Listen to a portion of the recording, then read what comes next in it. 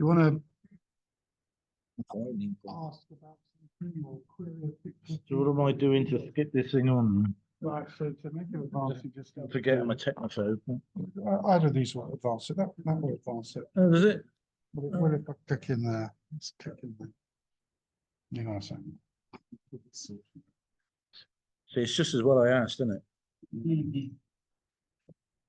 right? So that one takes you forward. Oh, that right, one lovely. takes you back. Oh, I can manage that. Okay. Yeah, great, thank you. Right. Hello. Yeah, well, yeah, we did have a briefing. I don't know. I do know some of you. We have met before, haven't we? Yeah. So I've had a bit of an interesting career. Been doing this a long time. Again, I think some other guys in the room here look like they've been doing it a long time as well, haven't they? So I'm probably up against it here, but so I put together some photographs of some disasters, more to generate interest and stimulate conversation than anything else. But some of these, most of these, well, in fact, all of these have got a story behind them. So I'll Twitter on and tell stories for the rest of the afternoon. But if you want to chip in and ask a question, or if you want to point something out, then please feel free to do so. Okay. Oh yeah, this was a good one. So hull below the waterline. That's one shot. I think we're going to see a bit more of this as we go on. So, but we'll go through them one at a time. This was an inland waterways craft, and somebody had decided to. I don't know where he got it from, but this is one of those new sticky anti-foul paints that you can get. I don't know if you've come across them. They feel like gel when you touch them. And he obviously wasn't terribly good at applying it. So, but underneath this, he had a bit of a problem. So we were talking about osmotic blistering earlier on. This was an illegal case, of course, litigation where you missed the problem on the bottom of my boat. So there was a little bit of an argument going back that looking at the state of the bottom of this boat was very difficult to actually know what was going on underneath anyway. And the gentleman who did the survey should have taken more paint off, or he should have made it clear in his report that it was so difficult to determine the state of the hull underneath. Somebody else went along afterwards. I did that one, and they determined that it did have some blistering, which of course is hydrolysis. Don't anybody call it osmosis, please. So it's not osmosis. Osmosis is a process, not a defect. So the defect is hydrolysis, like the gentleman over there identified earlier, where there is an expansion of fluid within the resin or within the laminate. So when the paint was removed, then we could see the full extent of it, and it wasn't too good. This particular one is a bit different. This was an interesting case. This was a brand new boat. I won't mention the manufacturer, well-known powerboat manufacturer. And this particular boat was on its way back from the Dusseldorf boat show, having been put on display. When they took it back out of the water, because it went there and back, and it was the delivery skipper that got me involved in this, because he was being cited as damaging the boat on the way back from Dusseldorf. So, and he said, well, that can't be right, because, you know, he showed me the details of his passage, and he never went over 20 knots, and the weather was good all the way. So we can rule a couple of things out to start with. But irrespective of that, what had happened was large pieces of the outer bottom had fallen off. You'll see that the earlier photograph, the first photograph we looked at, was a close-up shot of one of these. So the challenge was to find out why the outer bottom had fallen off. No, there's no repair in the area. Like I say, this is brand new. Straight from the factory. So there were some cracked frames inside as well in this area, but you could literally pull it off with your hand. Just put your things behind it, sheeted off. So I rumbled it in the end because what I found is up at the near this, this is quite in the midship section. So I did say to him, if he'd have hit something, then those big twirly things at the back end would have got a bit damaged. So he obviously didn't run over anything. This is just peeled off. The reason it peeled off, and the guys, the engineers in the factory were sniggering and giggling about it, because I think they all knew. And what it was I think it had been displayed in the show, as they do, with the whole of the bow section sticking out, and they supported it in a cradle in the midship section so that they had about 20 feet of bow in fresh air sticking out. And I saw the little weld marks, little burn marks on the hull where they'd welded the metal frame in situ. So when I went inside, that's where the frames, what they'd actually done is they'd supported the boat incorrectly and cracked the hull. And then this water had got into the crack and then just literally peeled the laminate off, because this was one of the first boats that they'd used resin infusion and they hadn't got it quite right. So the whole of the hull was peeling off because they hadn't got their resin infusion right. But anyway, so I got the delivery skipper off the hook anyway. Palms of keels. So I'm sure you've all seen these. We were talking about keels. The boat was bouncing on the sand the other day today with the gentleman here. This particular boat was an absolute nightmare. But anyway, we won't go there. So I mean, this is bleeding at the keel root.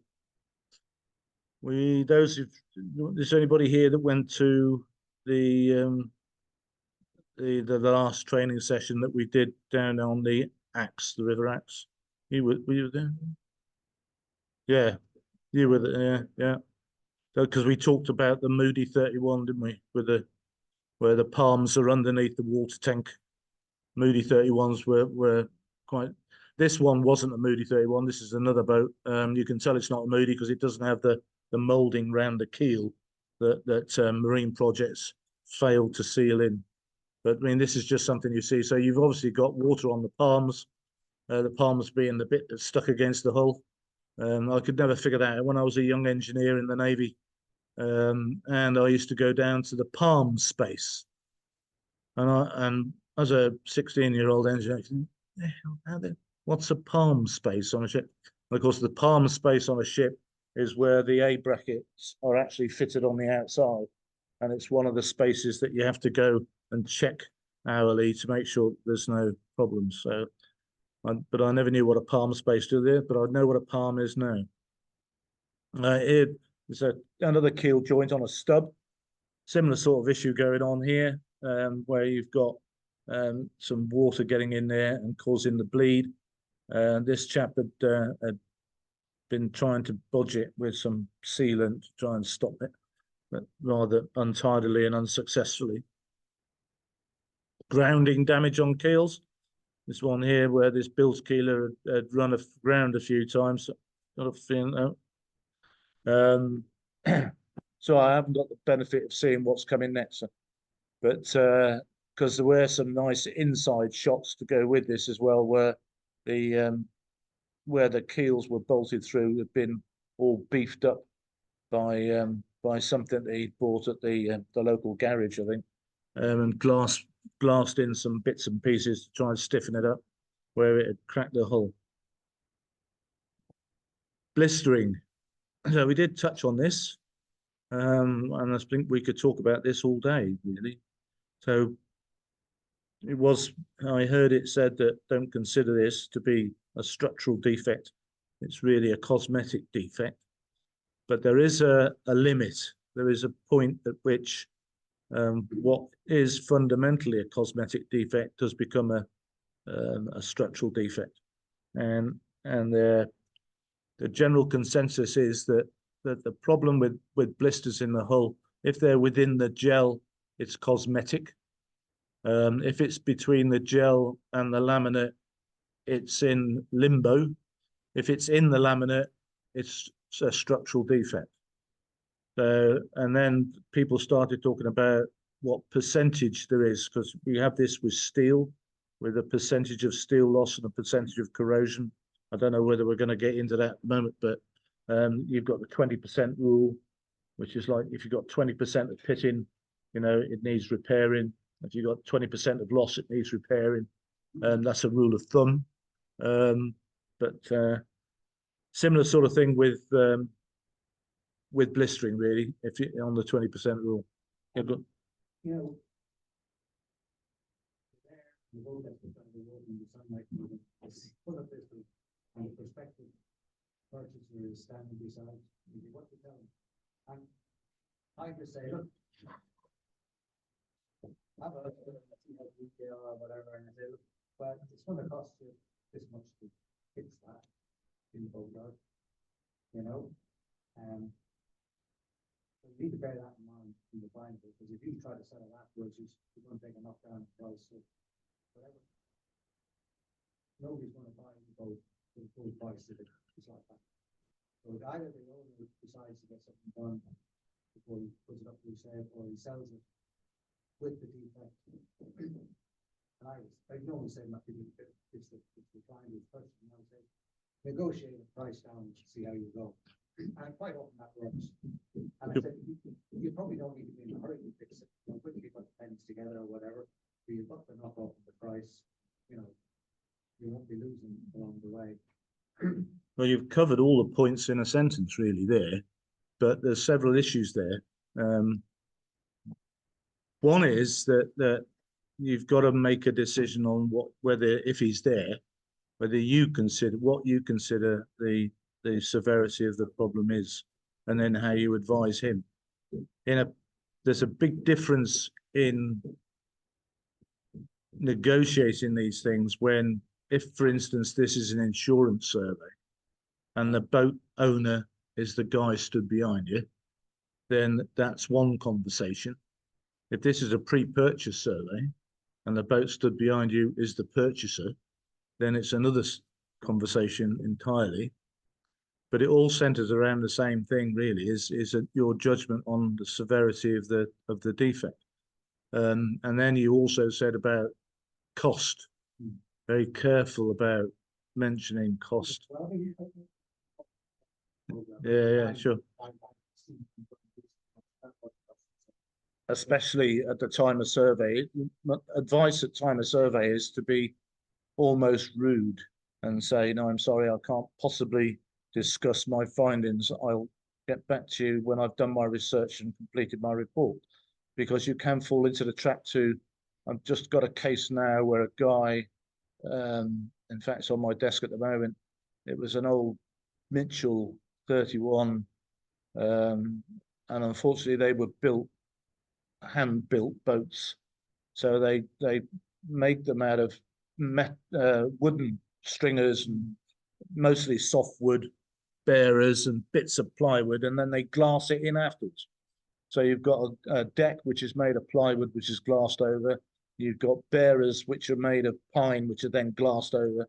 And once you get water in, this whole lot just rots away, and they're known for it, really. But because it was encapsulated in glass fiber, he noticed that it was not good, and he said it wasn't good. It was a bit soft, and that you should investigate it, and you may need to repair it.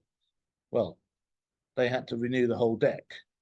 And then, of course, they go back to you and said, well, you told me it was a bit of softness. You didn't tell me the whole lot was rotten.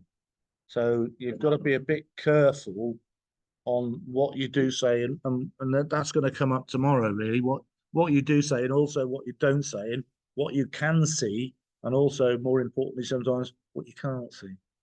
So, but this particular thing here, these blisters are quite big. So he's got a problem. And we were talking about moisture earlier. Moisture isn't the only be all and end all of it. A moisture meter is very handy. It's a very handy instrument. It gives you another clue at the scene of the crimes. It's another clue, but it's not telling you everything. Like you say, that, like I said, some boats are intrinsically damp and some are dry. You've got relative humidity. You've probably got to lift into slings over lunch So the bloody thing's wringing wet. You might even have to dry it off with a paper towel to do something. So you're just taking readings and then you're bearing all these things in mind. So if that bit's wetter than that bit, like the chap was saying, if one bit's wetter than another, then that's when the alarm bells start to go. And don't forget the transoms, which have got timber laminated into them anyway, so they're always going to be bloody wet anyway. And somebody mentioned rudders as well when you're talking about moisture meter readings, like the maxis. Have you ever done a maxi? And you lift them out of the water, and the end, oh my God, there's water pouring out of the kit because they actually have a free flooding rudder. So there actually is a hole in the bottom of the rudder, and actually the seawater runs into the rudder and runs out again. And when they see it all pouring out the bottom of the rudder, they panic. But there is a little hole there that does it. But yeah, so yeah, these are quite large blisters, and this one did get treated afterwards.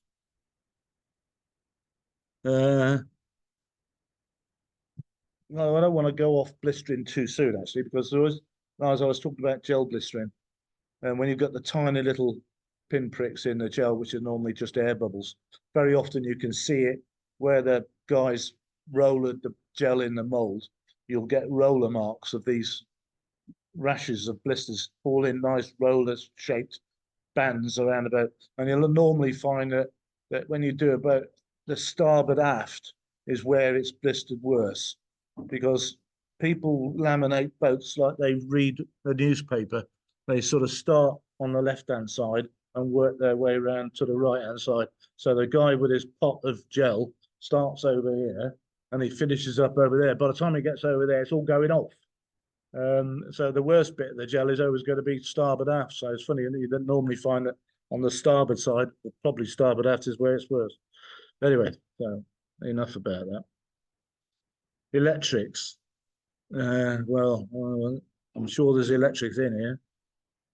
Well, there's some nice electrical additions there. So again, electrics now are getting quite sensitive in certain areas. Well, we might get to batteries in a minute, but you should comment on electrics. I mean, bilge pump electrics very often are the worst because people fit a new bilge pump and do exactly that, put a chocky block and just put the wires together and stick it in the bilge, So always good to make a comment about that. These tanks as well, these sump tanks for showers, you ever come across them where they haven't got a lid on? You know about those? Yeah, there are lidless ones. Whoever thought that was a good idea? How can have a lidless tank on a bloody boat, for Christ's sake, I mean, it's like having a spirit level, isn't it? I mean, it's not going to stay at that level all the time, but yeah, you do get lidless ones, and which need looking at. Well, this one brought up. I don't know. I did a Volvo recently, and I see that they've changed their attitude. This was a guy that was buying a large motorboat, and then he noticed this as well. He said, "Does that mean my engine's got a life of 10 years?" So I said, "Well, according to Volvo, it has, because that's what they put on the top of the engine." "Well, I'm not buying a bloody..." He said, "Those engines are like £20,000 each." So I don't know why they did that. They gave it a life of 1,000 hours, useful life, it says in the left hand, you can't quite see it. Useful life, 1,000 hours or 10 years. Well, who the hell would buy that then? I mean, 1,000 hours on a diesel engine, to be honest, is nothing. I mean, if these engines are fitted in trucks, and I know I did a survey for a guy who was buying a really big, quite a wealthy chap actually. He ran a haulage company. I said, "What are your trucks averaging out at?" He said, "Well, about 1.5 million miles before we start thinking about trading them in." How many hours does that work out? And you think, well, the same engine's in that boat there, and they reckon it's only going to last 1,000 hours. It's probably about 25,000 miles, but they've changed their plate now, and you'll find on the plate that there's an advisory in there, and there's a little asterisk which takes you to the handbook, and then it explains that the engine has a limited life for its guarantee.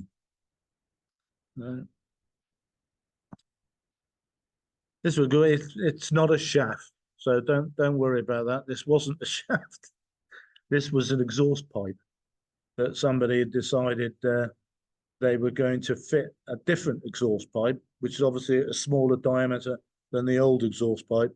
So in order to prevent all the exhaust fumes from coming back into the boat, they bunged some sealant around it. So another nice little DIY job. Yeah, beware of exhausts.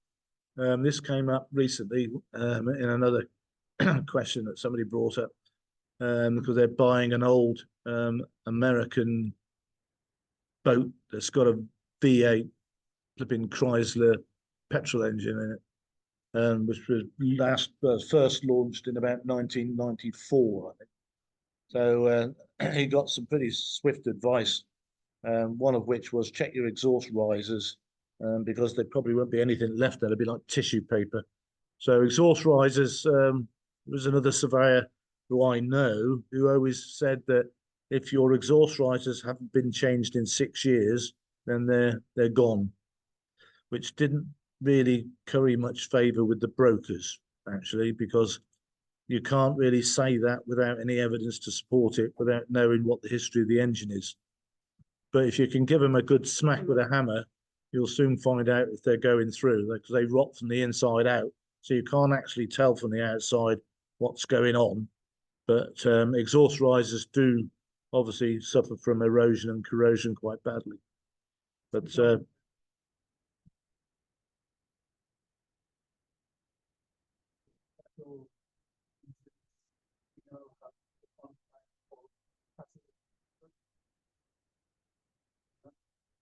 yeah, A lot of cases, a couple of years ago, 2 years.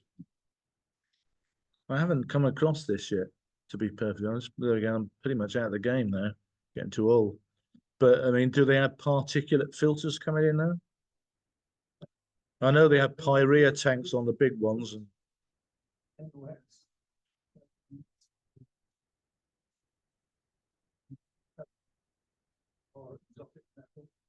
And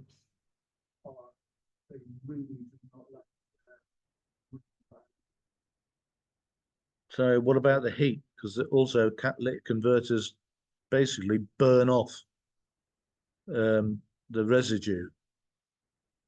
And so, I mean, I'm just thinking about something which is going to be extremely hot, which is now inside your boat. Hmm? Well, the particulate filters do. I don't see, that's something I can't understand about modern rules and regulations about this sort of thing. Why do you have a particulate filter that collects all the dust and the shit and the crap, sorry, and then what you're told to do is at least once a month take it on the motorway and rag it over 2,000 revs for at least 20 minutes, and then you get boom, and there's this bloody great cloud of crap comes out the back of the car, and that's your particulate filter setting itself to right. So what you do is you trap all the muck, you trap the muck for a month, and then you let it go in all in one go. Oh yeah, well.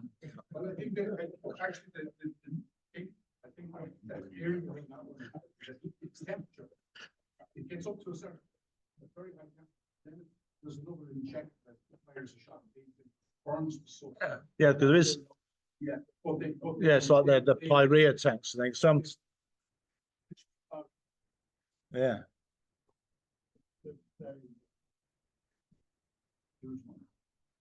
Yeah. No, this was a good one. I like this one. This was a what's the next one? No. Oh, right, okay. I think I've only got the one shot of this particular boat. This was a very new Swan, actually, 54, 57. And this was the main engine installation.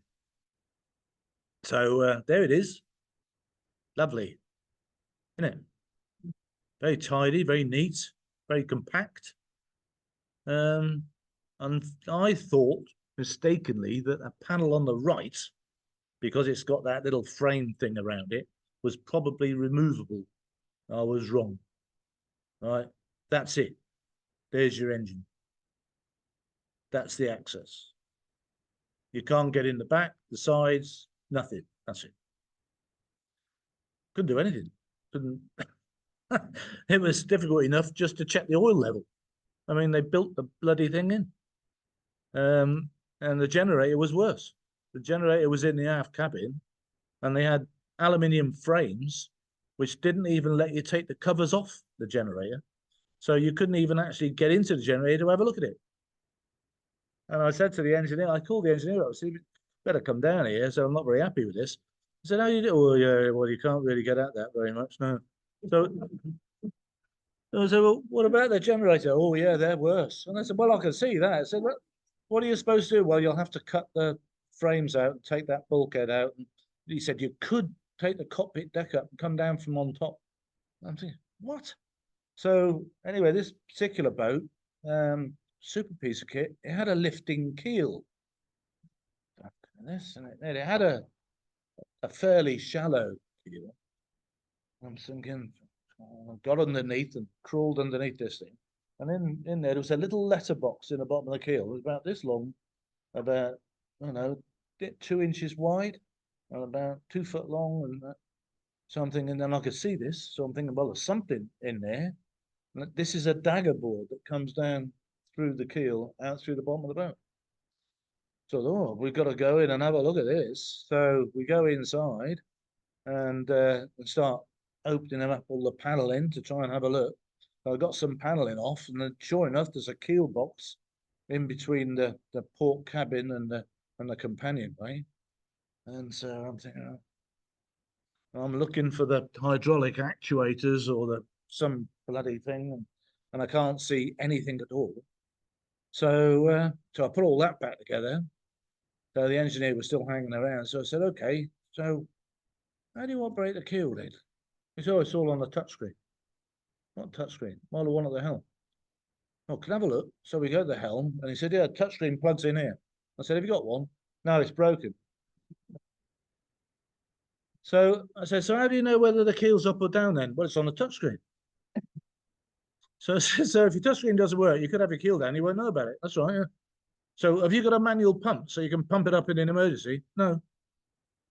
He said, "Well, how do you get it up and down then?" "It's on a touchscreen."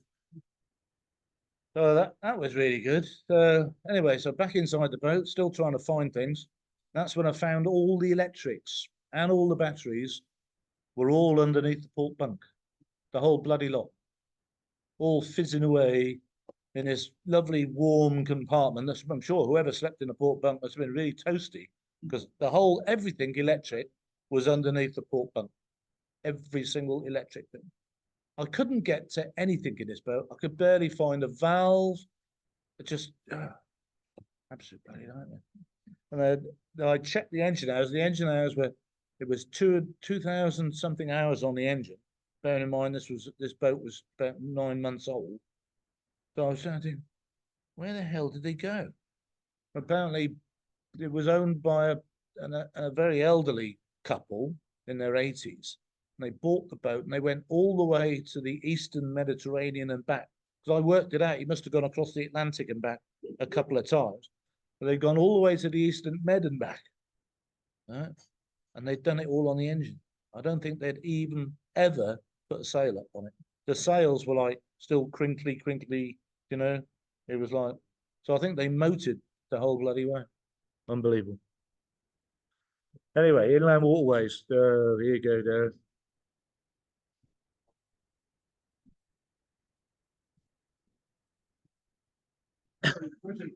This was one I put in when we were having a discussion about stability.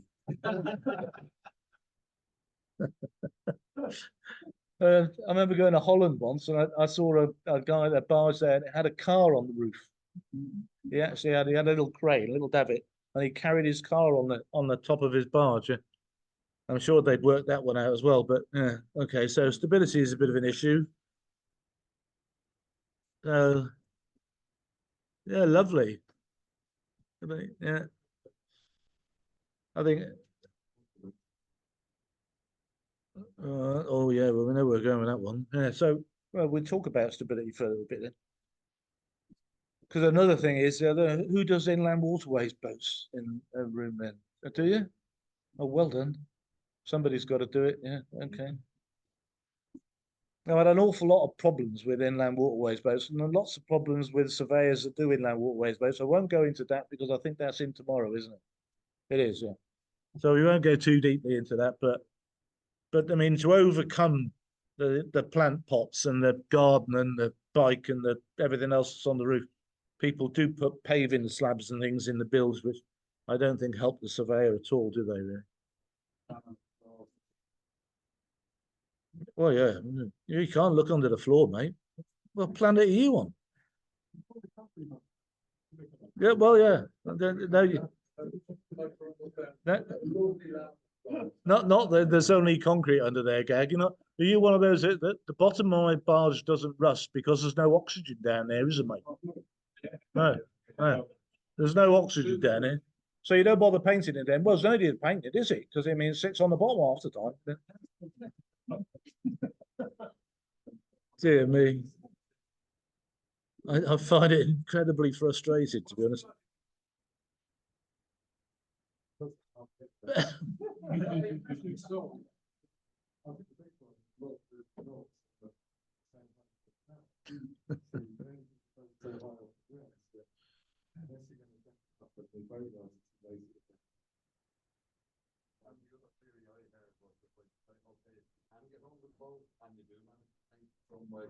By the time you get to 100 yards up the canal, 90% is gone.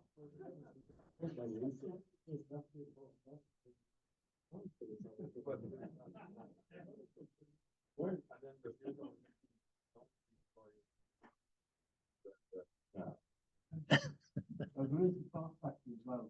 You know, I think wasn't all could be seen they just water like. Yeah, there's definitely a cost factor involved in it. Yeah, so what's about How much is it going to cost to lift my boat out of the water? Oh yeah. Well, you can have it on a trolley for 25 quid, or if I put it into slings, it's going to cost you 250. I'll stick it on that trolley, it'll be fine. But you're going back to the paint the bottom. I was at the show in Birmingham not too long ago, and there's a brand new Collingwood boat there. And I did get down on my hands and knees, and I did look underneath this brand new Collingwood, and they don't paint the bottom, but I don't paint it. Now they're perfect with the best. Yeah, so like. But You wonder. well, I think that then the owner needs to know what sort of a boat he's got. If you've got a bottom of a barge which is 15 millimeters thick or 25 millimeters thick, then yeah, or even 10 millimeters thick, then you're not doing too bad. But if you've got a 3 millimeter thick hull, all right, and you don't paint the bottom, then we all know where the boat's going to go, don't we? To the bottom, and they do. All right, good one. This one. This is one for the engineers in the room, Daryl. All right. This was a guy who, again, I've only got one of the photographs. This is sad. Where did all the other photographs go? Yeah, okay. Well, what it is sail drive. Well, we had a guy with his sail drive, brand new sail drive, only just been fitted, and it failed. So he was motoring out the harbour and bum, bum, bum, bang, bang, bang. And the next thing is his engine and his gearbox had separated. So, well, they've only just fitted it in the yard. Well, there's nothing wrong with our bit. No, no, no. So a big argument over it, big bun fight. So we went in and had a look, and we found that the top bolt is the remains of one of the bolts, which is sheared off. And that was the bolt that was between the bell housing on the gearbox, on the drive, on the engine itself. The bottom bolt is the bolt that should have been holding the two bits together. The bolt in the middle is the bolt that was holding the two bits together, and the bolt at the top is the part of the bolt that's sheared off. So, we fitted it in accordance with the manufacturer's instruction. Yes, you did, because they supplied you with two sets of bolts. Unfortunately, the short bolt is to hold the bloody thing to the hull, and the long bolts are to hold the engine and the gearbox together. What you did was you used the wrong bolts and the wrong part. So it meant because the short bolt was actually only hanging into the bell housing by about 2 or 3 threads. Hence, it didn't last very long. All right, bow thruster tube. What could we say about that? I think somebody's had a retrofit bow thruster tube, or they've just had a leaking bow thruster tube. It looks like one of those GRP repair kits from the local garage again, doesn't it? Really. On steel boats, on narrow boats, these are always a problem because of welding them. Because they tend not to weld them inside because they can't do the overhead weld underneath. I mean, I used to be a coded welder as well. And to be honest, you'd be struggling to get in underneath. But there are ways of getting around it. But a lot of they just tack them on the inside and weld them on the outside.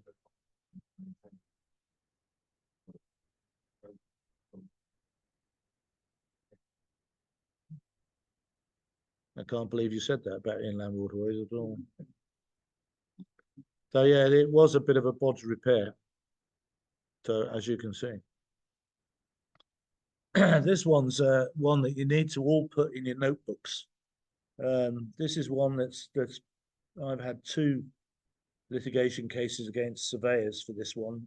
This came up in the conversation I had about the guy that bought the American boat with the V8 engine in it, because he had one of these as well. This was a Mercruiser stern drive, and that's the tiller arm that goes into the stern drive through the hull, through the transom. Not easy to see over the back of the engine. What it turns out was that Mercruiser had these stern drive, the Bravo legs made in Mexico. I've got nothing against Mexicans, all right? So, but when they made them out of cheap material. I wouldn't even use the word aluminium, because I'm not even sure there was a lot of aluminium in. But it was cheap material, but they didn't paint the inside or preserve the inside of the sail drives. So they made them all nice on the outside, black and shiny on the outside, nothing on the inside. And so they all rusted away inside and leaked. And then what happened then was the water was leaking into the transoms. And so we had a lot of boats with soggy transoms. And the surveyors were being sued because they weren't picking it up, because it's very difficult to see the defect. So if you've got an old Bravo leg, all right, then if it's more than 6 years old, it's going to need serious looking at. If it's older than that, it's adding, and that's the basis of it. And the problem is, with that is that during the strip down of a leg on its biannual strip down refit, they don't actually take the transom shield off, because to do that, it's engine out, shield off job, which is a loss of money, and people don't do it.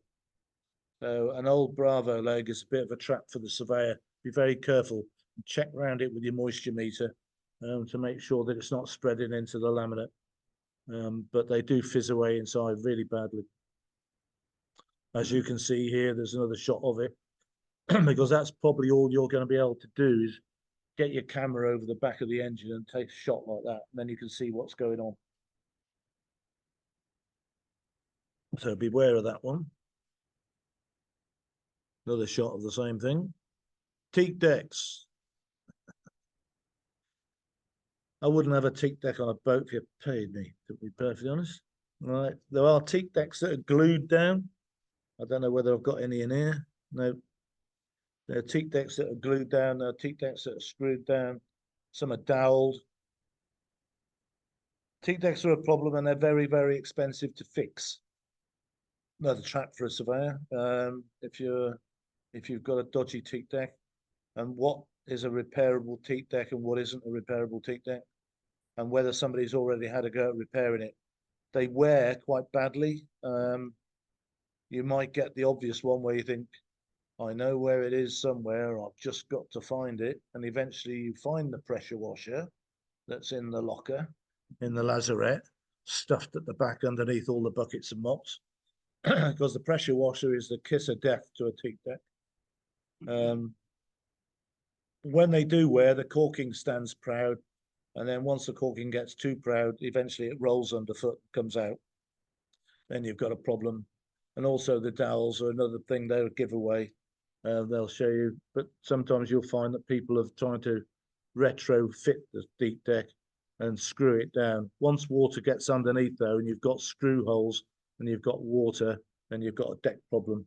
And most decks are made out of laminate, with either end grain balsa in there or foam or whatever. So water getting into a deck is always a bad one. I mean, obviously closed cell foam is not too bad. You'll find the spread of moisture is not bad at all. But some of the materials, and they can go really badly wrong. Even though they're quite difficult to feel underfoot when you've got teak. You know, finding your spongy deck, beware of people who have been bodging their teak decks. That's your good old Mercruiser arm again. This was the chappie with his bilge keels with the grounded boat I spoke about earlier, where you saw where he'd been ground in, so he decided to stiffen them up a bit. So not pretty. So lots of old westerlies end up looking like this, I think.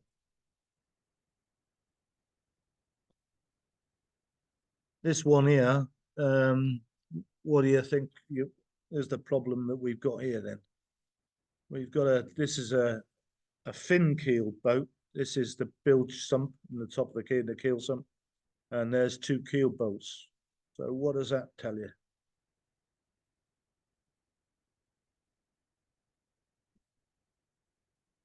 Well, somebody's had the keel off and on, haven't they? All right, so they've obviously put some stainless steel studs and nuts in and used a disc cutter to cut the top of the studs off afterwards.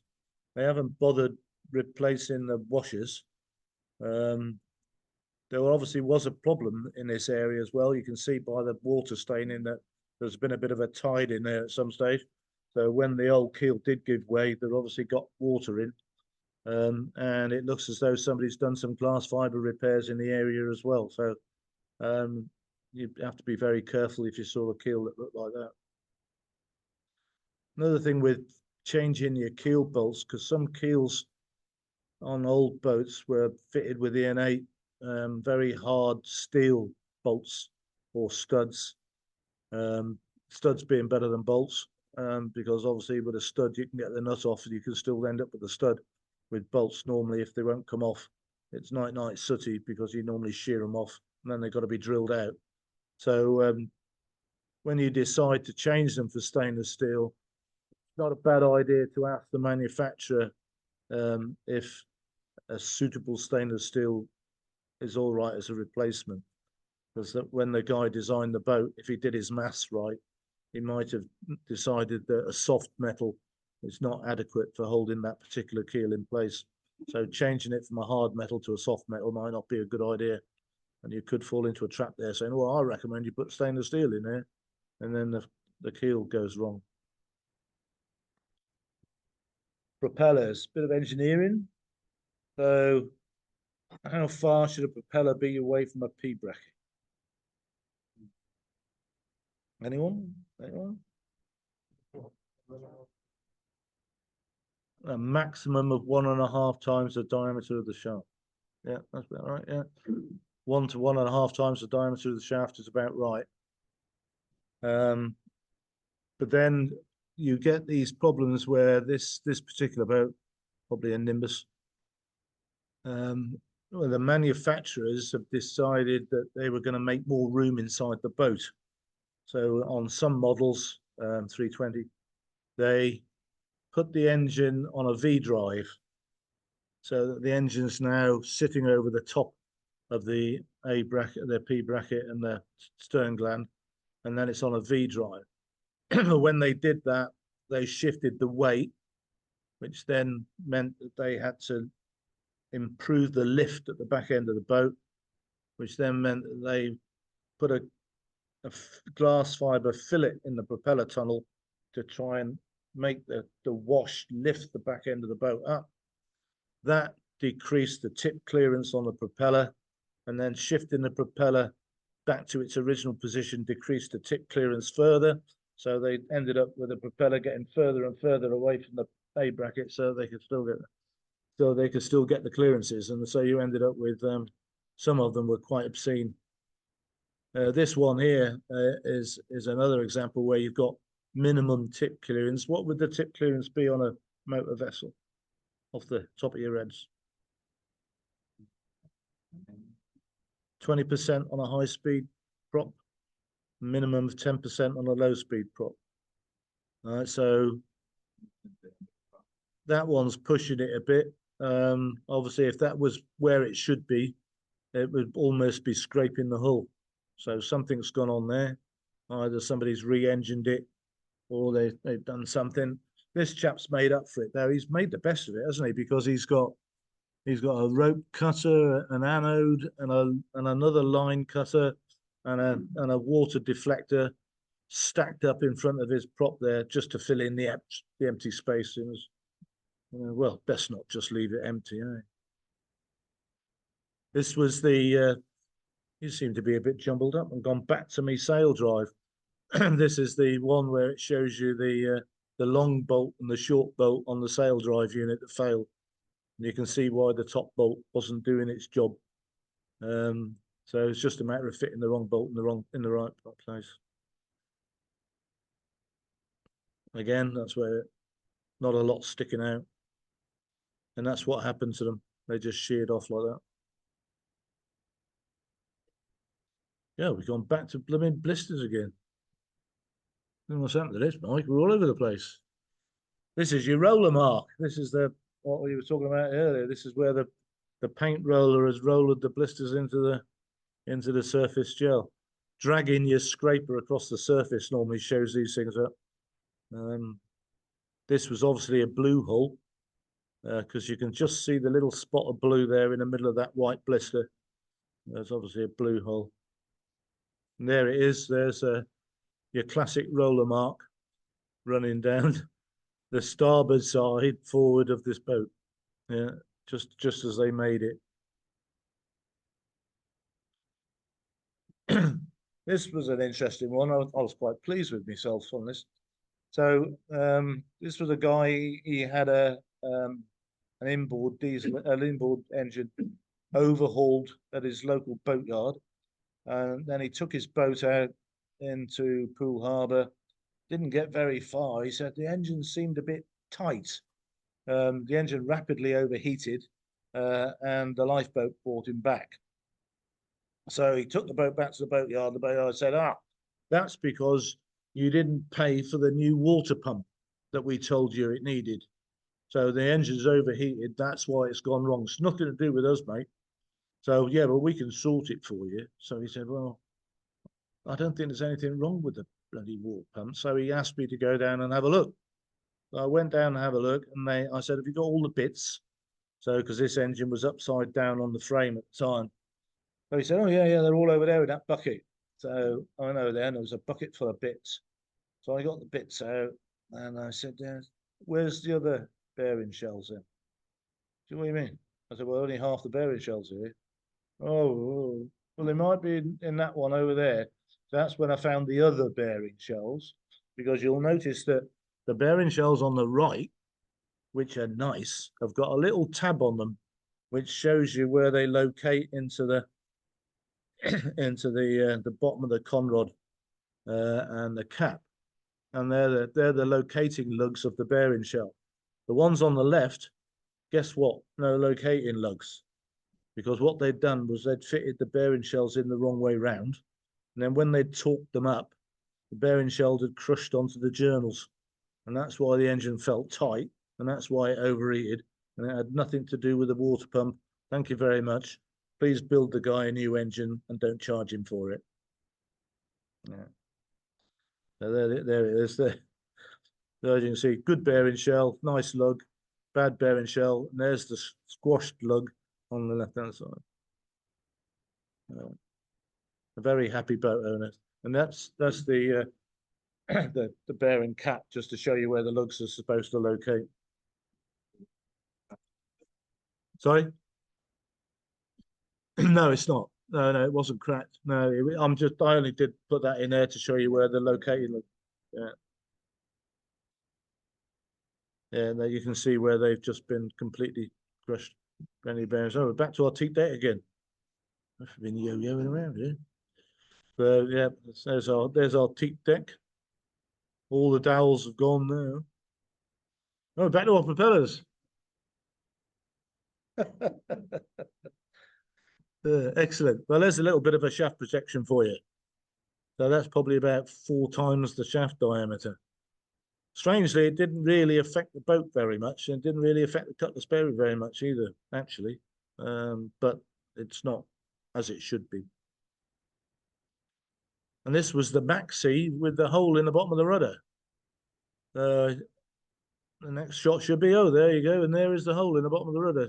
You can just about see it. Yeah, when that came out, the gentleman was, because it was only about 9 months older, this boat. And he couldn't believe it when he saw this water pouring out the bottom of his rudder, but it was a free floating rudder. I don't know how you get on with your rudders on steel boats on inland waterways, but going back to the old days when I ran a shipyard, we used to fill rudders with oil. So you used to have a drain plug at the bottom and a plug at the top of the rudder, and you would actually pump them up from the bottom until the oil came out the top to fill the rudders up with oil. I think, yeah, and lots of things are solid. No remotes.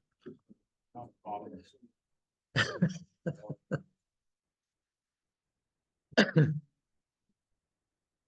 there's a buoyancy issue with rudders as well, where they can add buoyancy to the boat, and rudders have been known to float up, have a tendency if you're on a sailing boat and not near heeling, you know, not like Ian Nicholson with his spreaders dragging in the water, you know, then his rudder might tend to float up, so there are issues with that.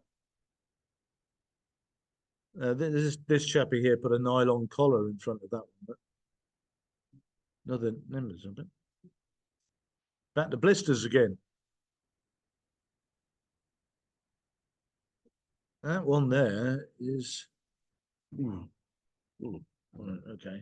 Pet hate. Shaft anodes. So when you see shaft anodes, I hope you advise the people that have them fitted on motorboats, they should not fit shaft anodes to motorboats. High-speed shafts are no place to have a shaft anode. Right? They're a bloody danger. This one here was a bad one. There are good shaft anodes and there are bad shaft anodes. A good shaft anode has got a strap which is actually inside the zinc, through which the nut and bolt goes to clamp it to the shaft. The bad anode is one that has a nut and bolt that goes through the zinc to clamp it to the shaft, which what happens there is once the zinc gets wasted, like it does there, all you're left with is that. And where's your anode gone? Through your propeller. So I don't mind a shaft anode on a sailing boat, but don't put them on motorboats. They're just not a good idea. Seacocks. Yeah. Well, a lot you can say about that. All have rotten handles, of course, because the handles are always made of steel. Even if you get a nice bronze one, very often they've got a steel handle. This one here has got all sorts going on. So it's got a bonding strap held with a Jubilee clip at the bottom left, which has obviously suffered some electrolytic action, I think, of some sort. Was merrily going away, and the seacock itself was doing the same.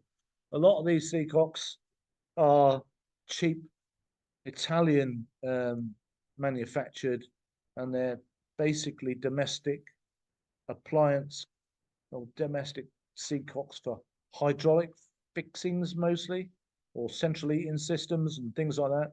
They're not, they look bright and shiny because they're actually metal coated.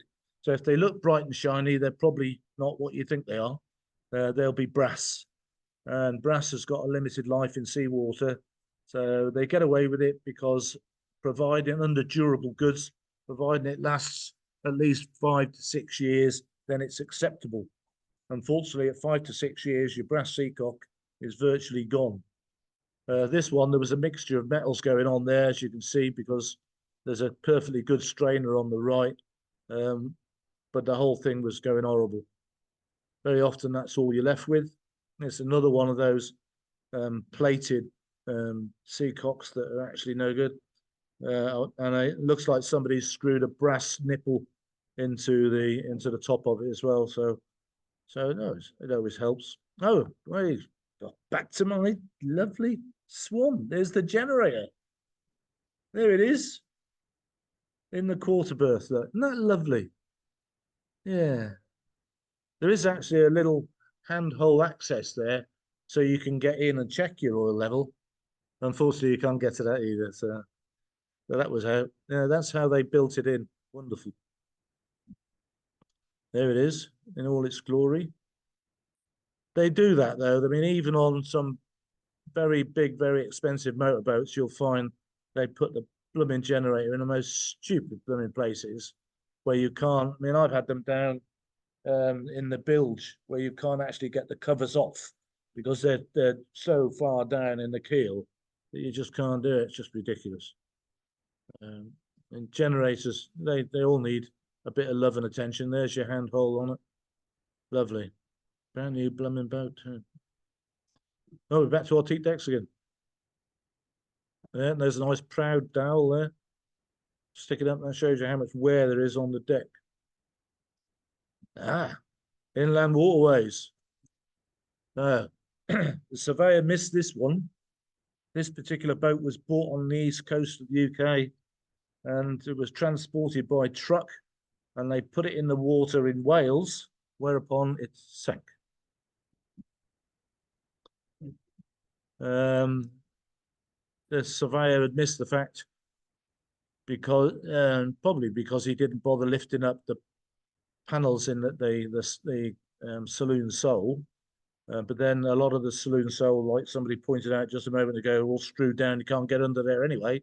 But if he had lifted them up, he'd have spotted that big splurge of concrete there that was actually holding the boat together. This thing was made of 3mm steel plate. I managed to get in there and get rid of some of the scale. We'll talk about scale tomorrow, so I don't want to preempt that one. But anyway, you can see underneath the scale there was some metal.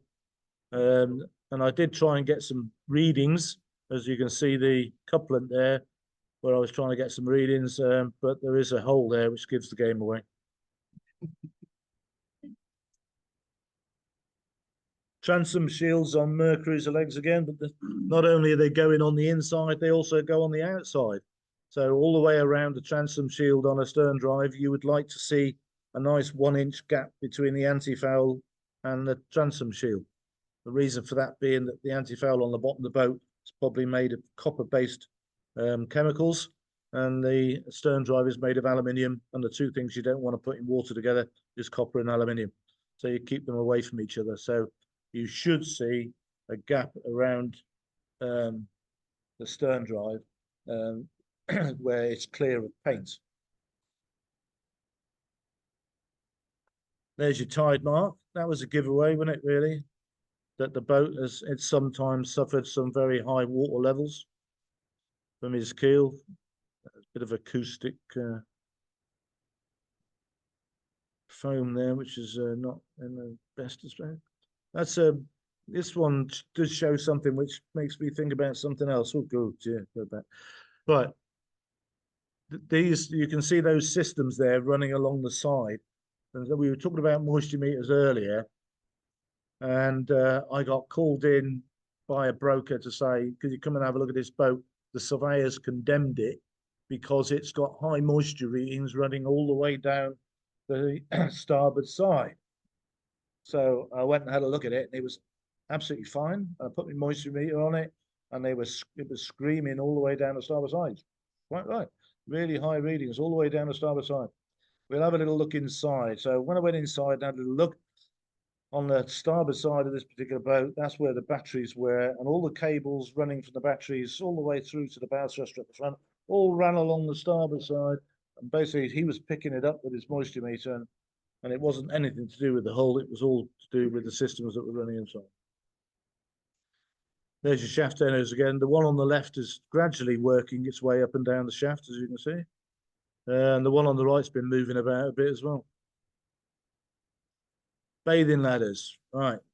The projection of a bathing ladder should be a minimum of 600 millimeters below the water line.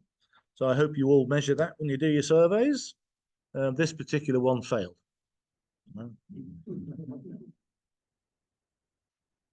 Here's another one for the engineers in the room. This was the same boat. One stern drive was fine and the other stern drive was not.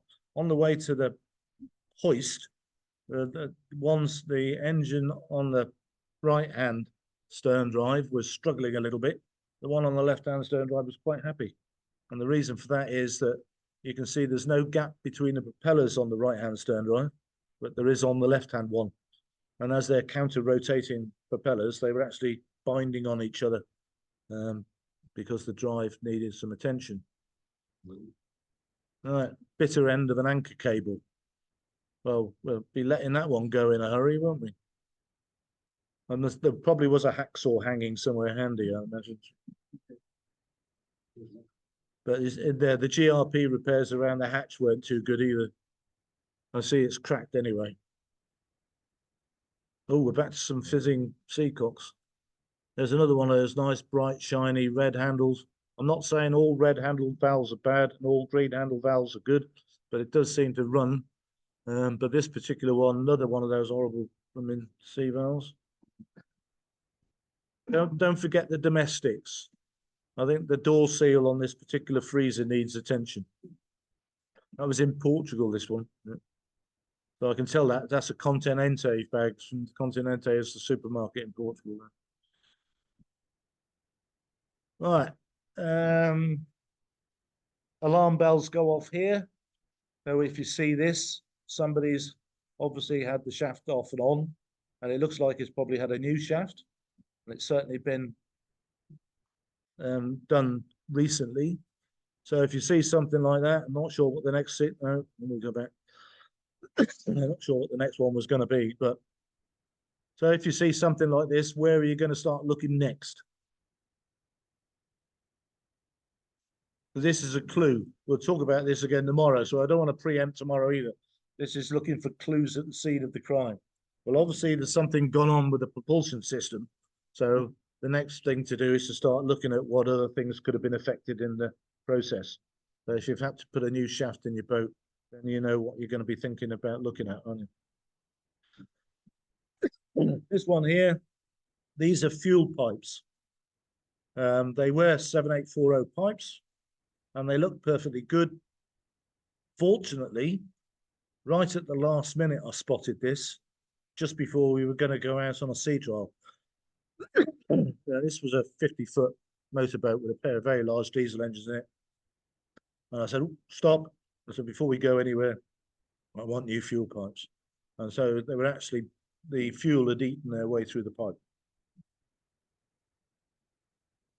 So the rubber had obviously not liked the biofuel. Back to a bit of blistering in the waterline. Always a good place to find it.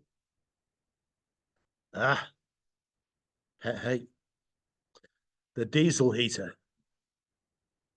Yeah, so, God, how many, how many diesel heater installations have you seen that are good and how many have you seen that are bad? I mean, here's another one. So there should be a nice flexible hose on the end of that, because that's the air supply going into the heater, which is coming from the space in which the heater is installed, which is not a good idea, especially depending on where it is, of course. Again, I don't want to preempt tomorrow, but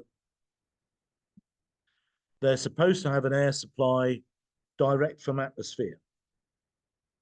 I'm not saying they're all the amateur ones that are wrongly fitted. I've seen some really brand new boats. In fact, I did a coding on a boat only a couple of months ago on a brand new boat. And I said to him, I said, have you got diesel heater? Yeah, well, I need to see it. Oh, well, it's not part of the coding. I said, oh, no, it's not part of the coding. I said, well, I want to see your bloody diesel heater. And his diesel heater was lying in the bilge right next to the rudder on its side. And right next to the diesel heater was the bilge pump suction. And I said, well, this is not really the place to fit a diesel heater. Do you know what I mean? I mean, they do fit them in. Somebody mentioned brooms earlier, right? Brooms very often, some brooms will have two diesel heaters. Right, one will be starboard side forward in the engine room, and the other one you never found, did you? No, because the other one's port side outside the entertainment unit. So you have to actually remove the TV and the entertainment unit, and behind the paneling there is the other diesel heater. I despair sometimes. So yeah, I think the earth bonding strap on that one's had it, to be honest. That's another brass valve, which is, he's made a really stalwart attempt at stopping it leaking with all that sealant around the top. But no, there's my my peeled off hull that we looked at the beginning. Yeah, so there you can see how it was just literally peeling off. Not good. And there you go. I hope that was reasonably entertaining. Any questions?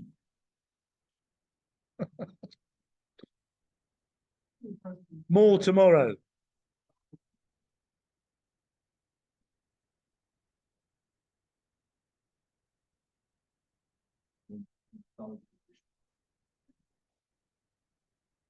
What? I mean, it depends. It depends on the installation of it, because mostly they're water cooled engines, and they're water cooled exhausts. Sometimes you get water cooled and air cooled and air cooled and water cooled, so you get mixes and matches and some. But I mean, if you've got a water cooled exhaust, it depends really what materials they've used. Sometimes they're stainless steel elbows in there and rubber, which is fairly bulletproof. Sometimes they're glass fiber elbows and rubber.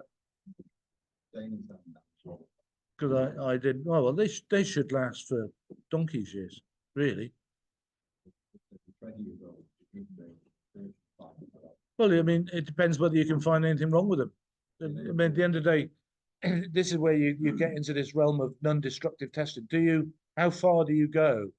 I mean, Tony McGrail, well, now long since dead, I'm afraid. But lovely chap. He got hauled into court once because he did a survey on a very large wooden schooner boat. And he took off some areas of paneling to check the hull in places, and in places he didn't. And unfortunately, where he didn't take the paneling off, they found that it was rotting behind the paneling. But when he went to court, the judge actually said that he was negligent in his duty. He said, because you made an attempt to remove the paneling in some areas, why not in all areas? And he said, well, because.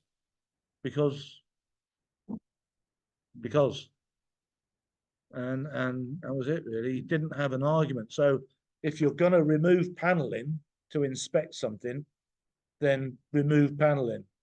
You know, I mean, unless you've got a reason to remove a certain piece of paneling, say, well, I removed that bit because I knew there was a defect behind there, okay? But I didn't remove those areas because I assumed there wasn't. One should never assume in court, by the way. Assume is to make an ass of you and me. Assume, okay? And you'll learn that one if ever you get to expert witness, and we'll go into that tomorrow as well. So yes, so it is difficult. It's difficult to know where to stop. I mean, do you actually? The biggest thing with exhausts is how they're secured, whether they're leaking in any way, is the most. But it's the water injection areas that always suffer the most. Okay, but it's the run of the exhaust is the most important thing. Is you know, does it go uphill, downhill? Is it under the water line, above the water line? You know, what's the water line in the exhaust? What is the water level in the exhaust? You know, so you get a lot of that. And because water level in relation to exhaust is very important. I did a Grand Banks, which came in, and I was actually working for Peters and May at the time, and they brought this Grand Banks in from the south of Spain. It had been in on south of France. It had been in Antibes for 10 years, and the guy bought this thing and brought it back to the UK. So he put it on a ship, brought it to Southampton, and lovely bloke, there it is. Guy turned up. All right, Skip, yeah, fine, okay. Saw it safely into the water. He got on there, off you go, and he drove it away. Anyway, 2 weeks later, I get a phone call from an insurance company to say, no, I got a phone call from the owner, say, oh, you were the surveyor on the deck, weren't you? Yeah, yeah. Can you come and have a look at my boat? He said, my engines are full of water. So I said, well, I can. I said, but inform your insurance company immediately. I said, tell them of the problem. And I said, they should appoint a surveyor for you rather than you pay me. Your insurers will pay the surveyor. So I said, and I've got a feeling I know who they'll appoint. But anyway, he came back to me, thanks for your advice. Yes, they've appointed a surveyor. David's going to pop down and have a look at the boat. So I knew exactly who it was. So I phoned David up afterwards and I said, hey, did you go and have a look at that Grand Banks? He said, yeah. I said, so what's the story then? He said, well, the water level in the exhaust was 2 inches below the turbo. Okay, so, but it lining on Teebs for 10 years, we're happy.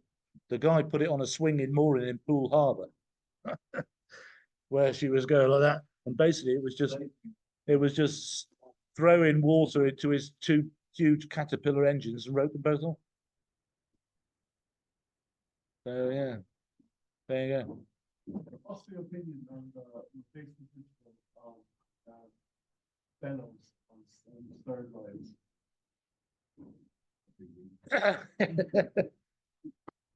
Well, I mean, it depends, because if you think about it, I mean, like the lower bellows, the exhaust bellows, I mean, you could take that off and throw it in the bin because you don't need it, do you? But all that does is just ducts the exhaust gases. That's not the important one. The upper one's the important one. But the problem you have with those is determining how old they are. So, because the clamps that hold the bellows on have a date on them. So, but very often they'll reuse the clamps. So if you think, oh, well, that bellows hasn't been changed for 5 years because those clamps are dated, da-di-da-di-da. But no, actually the bellows were changed last year, but they used the same clamps. So you always got to be a bit careful about falling into that one. But I mean, it's just this Mark 1 eyeball, isn't it? You can't, all you've got to do is look at them, give them a squeeze, you know, are they still pliable? You know, as you would do on an engine cooling water system, wouldn't you? Give a flexible pipe a squeeze, because if you go like a packet of crisps, you know what's going on inside. You know, you just got to give it a squeeze, really. It's being a surveyor, isn't it? It's a miserable life. Fraught with danger. Fraught with danger. So I published an article recently actually on an American couple who've been surveying 50 years. And one of the points that the lady surveyor made was she said you only get to see 50% of credit, in her opinion. That's probably reasonable. So you're not going to be there for more than however long you're there for anyway. And if you are, there's things you're not going to unscrew, you're not going to look at. You're going to get to see 50% of the boat, which when you think about it, it's quite scary, isn't it? Because you can only report on 50%. 100% of what you see, but it's only 50% of the boat. Yeah. And that I think is increasingly becoming a problem. Certainly for some insurers and certainly for some people who want to take a pop at a surveyor. It's challenging stuff. But remember that, you're only going to look at half the boat. You know, well, I don't want, again, I don't want to preempt. No.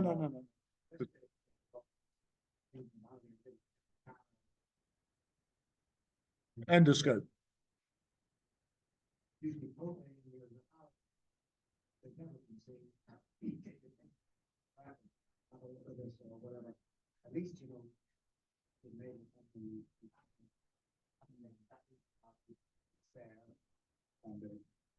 Yeah, but then it depends what you put in your report afterwards. I mean, do you say that I inspected this area using an endoscope and found no defects?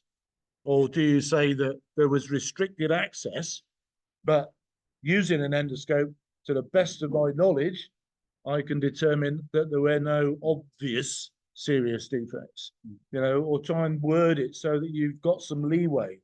You know, again, I don't want to preempt tomorrow. It's the guy that says, oh, the boat's perfectly seaworthy, and then it arrived in Poole, the guy put it in the water and it sank. And I'll mention that one tomorrow. You know, it's things that you don't say.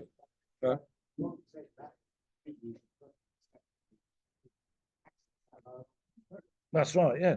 always think about the maintenance. It's like that generator I was showing you there a minute ago. I mean, this is not acceptable, you know, because there's no access for maintenance. There's no way anybody had maintained that generator since the day it was fitted, because it's not physically humanly possible to do, you know. So that's a defect. It's lack of, and the same with the main engines. Lack of access is a defect, you know, and you've got to say it, you know. Again, I don't want to preempt tomorrow because I'm going to have a real rant about that. Geoff has a passion for standards, for interpretation, and we'll talk about that today as well. I mean, you know, Yeah, whenever you're allowed don't to mention interpret something, interpretation. Yeah, it's black and white, but it isn't black and white because things are left for you to interpret, rules and regulations. And, you know, regulators make rules and regulations for all the best reasons. But sometimes they just go to interpretation, you get it wrong, and it can go. Well, you are entitled to an opinion. Yes. Okay, you are entitled to an opinion, but make sure it's clear that it is your opinion that's of something, you know. Because yeah, people laugh that they say, well, I've got this surveyor report. It's like 15 pages of what he couldn't do and disclaimers and everything else, 2 pages of actual survey, you know. But I mean, we don't want to get to that stage. But nowadays, of course, we've got surveyors reports that don't even have that, do we? You know, I think we're going to mention that. All right. So we won't go there either. But yeah. Any other questions before we wrap up for today? Nice to get there. And Geoff, thanks for sharing the knowledge on quite encyclopedic, really. Built up from many years. Many years of falling into the trap. Have you ever been sued? No, No, there you go. I've had a few attempts. Yeah. Were they valid? No, not really. No. No. Well, I could give you a couple if you want. Well, we had one, and this. Well, we're going to mention this tomorrow, but there you go. I don't mind. I'll repeat myself tomorrow. It was actually the broker's brother-in-law was buying this boat. I should have smelt a rat straight away because he was an estate agent. Right? So, and he bought this boat, and he came back to me. He says, "You didn't tell me this was wrong and that was wrong and that was wrong." He said, "My batteries were swollen." He said, "My anchor cable was rotten, and this was wrong. Oh, and my engine frame was twisted, and I needed a whole new engine frame. Whole new engine frame is going to cost me £2,500 plus the cost of fitting it. It's cost me a whole new set of batteries." And so I said, "Oh, whoa!" I said, "Don't do anything. Don't do anything. I'll come and have a look." "Oh, it's too late now. It's all done." So I said, "All right. So who told you this then?" "Well, the boatyard did." "Right. Okay. So your batteries were swollen, were they?" Yeah. So I sent him a photograph of his batteries as well. "They don't look very swollen in my photograph that I took when I looked at your boat." "Huh. Oh, well, they told me they were." "Well, okay. And the old engine frame was twisted." Yeah. "But you wouldn't be able to see that because it's underneath the engine." I said, "Well, I'll look." So I have a nice picture of your mountains on your engine. I said, "Well, they don't look very bad to me." "Oh, well, it's a known defect on this Volvo that these engine, if they get anything caught around the prop, the engine twists and the engine frame twists, and then you need a whole new one." So I said, "Well, hold on a minute." So phone call later. "What do you know about the MD-20 blooming engine frame?" "Oh yeah," he said, "there we bloody go, those things." He said, "They're only welded on one side." He said, "What's the plan then?" He said, "Well, what you need to do is just jack the engine up, take the engine frame out, weld it on the other side, then put it back in again." But you didn't actually need a new one then, did you? Yeah, no. But you had a new one. Yeah. Okay, fine. So in the end, I said, "So you weren't happy with my survey report then?" "No." I said, "Fine. Here's your money back. That's it. Bye-bye." I just gave him his money back. But yeah, but you do. I mean, I had a good doctor. I had a good doctors are another one. Beware of doctors. I had a couple of very bad doctors. This particular doctor, he said, "You missed something when you did my survey." So I said, "What did I miss this time?" So he said, "Well, you missed the fact that the bolts that were holding my P brackets on were all corroded away. No, they weren't. Yeah, they were. I've had the guy in the boatyard, he's replaced all my keel, and he's charged me £500 for a set of bolts. What? So I said, well, have you got any of them? Yeah, I've got one here. I said, can you send it to me? So he said, I'll send you a photograph. So he sent me a photograph. So I looked at the photograph of this boat and I said, well, I can assure you of one thing. I said, your keel bolt failed due to mechanical failure. I said, because they'd been sheared off. And I said, no, I've got a nice photograph of your keel bolts here, which showed that they had a 2 nuts locking arrangement on them. I said, so when your guy was doing your shaft bearings or whatever he was doing, I said he undid the bolts, but what he did was he sheared them off. And then he charged you £500. And yeah, well, I've just spoken to CJR in Southampton, because I know CJR in Southampton very well, and they've quoted me 50 odd pence each. And I said, for 79p, I said, you can actually have washers thrown in. So it all went very quiet after that. So he sort of went away. That's the point. People, if you don't like the survey report, some people just look for a way out. You try and push it back on you guys and say, you missed this. We have the knowledgeable friend. Always beware of the knowledgeable friend. But I mean, the engineer, you got to be, I mean, you know, people have got to make a living, you know, but, you know, so they do embellish things a little bit. I had another good doctor, and this was a big fairy 43-foot spear swordsman, whatever bloody thing was. Anyway, this thing, big old wooden motorboat, and he bought it, took it to the Channel Islands. Next thing is, he's on the phone. I'm going to have to claim some money back off you because my fuel tanks were all rotten. I said, really? So he said, yeah. He said, I've got my engineer's been in and looked at them, and you missed the fact that they were made out of completely the wrong material. Really? So I said, hang on a minute. So I looked at my survey report. I said, well, it's made out of aluminium. I said, never a good thing, really. I said, but aluminium fuel tanks are always a bit of a risk. I said, I don't know what's going on inside the fuel tank, though. Oh, that doesn't make any difference. He said they were made of material that was far too thin. So I said, so how thick is a fuel tank? Well, it's got to be a minimum for 5 millimeters thick. So I said, really? I said, yeah. Well, I said, I'll quote the RCD, and the RCD said that the tank is made of a material which is suitable for its contents. All right. So that means it basically it could be a paper bag. So the RCD is not a lot of help. But I spoke to my friend at Aluminium Shipbuilders and said, what do you make your fuel tanks out of? 1.5 millimeter. I said, how do you weld it together? And he said, we stir. So they do friction stir welding on their 1.5 millimeter fuel tanks. He said, that's MOD spec. I said, right, thank you very much. So he sent me that. So I said, here we go. And Ministry of Defence specification, they will accept 1.5 millimeters. So tell your engineer to sling it up. So I never heard any more from him either. So sometimes my knowledgeable friend is happy. So you can phone him up, say, what about this? Yeah, fine. All right.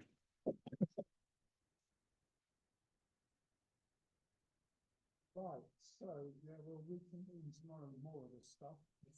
We've got quite a lot of stuff, yeah, quite a lot of stuff to show you tomorrow. So thanks to everyone who's presented today. John, appreciate it. Thank you.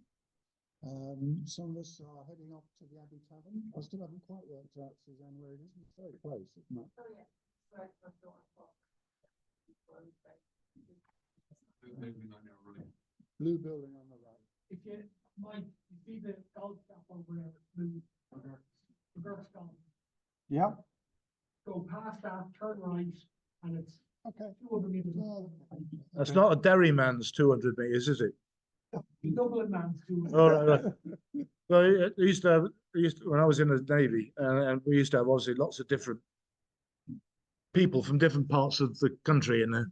And so we'd have the Irish contingent in there, the Scottish contingent, the Geordies, because Geordies are bad speaking Scotsmen, you know that, don't you? And so you have all this going on. So I said to him, of course, you can't tell an Irish joke to an Irishman, can you? He said, no. He said, we tell Irish jokes. I said, oh, what? He said, they're Derryman jokes. So he said, like, you know, you see those two houses on the hillside, mine's the middle one, you know?